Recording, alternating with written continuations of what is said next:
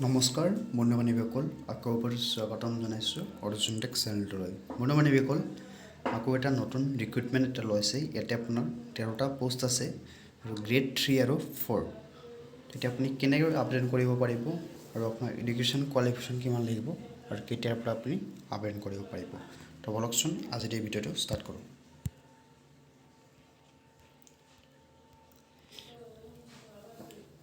আসাম ভৱন recruitment 2021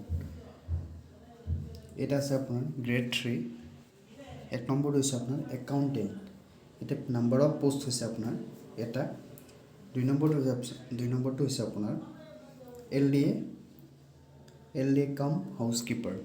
তেতিয়া আপোনাৰ পদ আছে আপোনাৰ এটা। 3 নম্বৰটো হৈছে আপোনাৰ LDA জুনিয়ৰ এছিষ্টেণ্ট। ইয়াতে আপোনাৰ পদ আছে 3টা। 4 নম্বৰটো হৈছে আপোনাৰ ৰিচেপশ্যন কাম LDA, নাম্বাৰ অফ পোষ্ট হৈছে আপোনাৰ 3টা। 5 নম্বৰটো হৈছে আপোনাৰ ড্ৰাইভাৰ আৰু বি নম্বৰটো হৈছে আপোনাৰ এইটো গ্ৰেড 4 হয়। 6 নম্বৰ পোষ্ট হৈছে আপোনাৰ room barber, number of post হৈছে 3টা। 7 নম্বৰটো হৈছে আপোনাৰ পিয়ন, তো আপোনাৰ নাম্বাৰ অফ পোষ্ট হৈছে 2টা। এতিয়া আপুনি এডুকেশ্যন কোৱালিফিকেশ্যন কিমান লাগিব তো বলকচোন নেক্সট তললৈকে যাওক।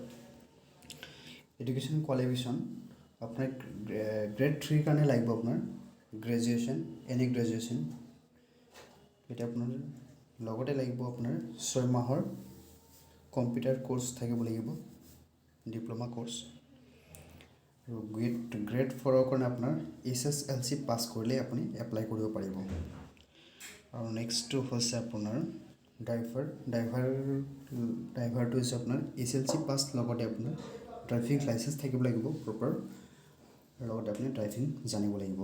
আৰু বয়সটো লাগিব আপোনাৰ 18ৰ পৰা 40 বছৰৰ ভিতৰত।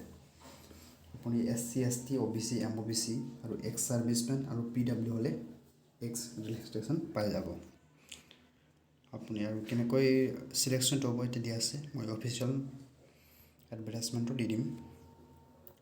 তো যিহেতুকে অনলাইন এপ্লাই কৰিব লাগিব, অফলাইন মোডত এপ্লাই কৰিব লাগিব অফিচিয়েল ৱেবছাইটটো মই দি দিম ডেছক্ৰিপশ্যনত। অনলাইন ষ্টাৰ্ট হৈছে অলৰেডি 31/12/2020 আৰু লাষ্ট ডেটটো হৈছে আপোনাৰ 13/1 মানে জানুৱাৰী 2021। তো নিশ্চয় বুজিব পাৰিছে। কিবা অসুবিধা হ'লে নিশ্চয় কমেণ্টত জনাব আৰু ভিডিঅ'টো ভাল পালে লাইক কৰিব, শ্বেয়াৰ কৰিব আৰু পাৰিলে চেনেলটো নিশ্চয় ছাবস্ক্ৰাইব কৰি দিব। এনেকুৱা ধৰণৰ ভিডিঅ' পাই থাকিব। Thank you. জয় অসম।